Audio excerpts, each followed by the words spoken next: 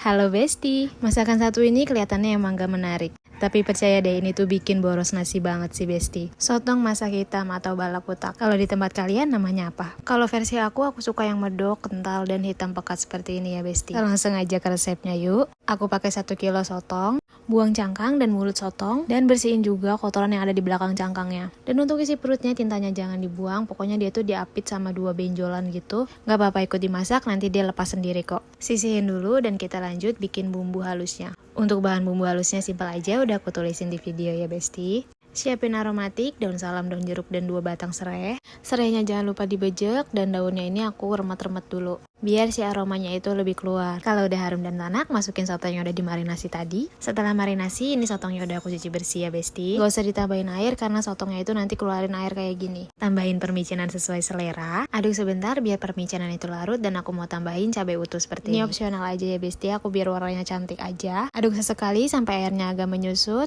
dan udah jadi. Simpel banget kan Besti? Ini tuh gak amis sama sekali dan sedep banget. Pokoknya kalian wajib cook, so selamat mencoba. See you next video Besti.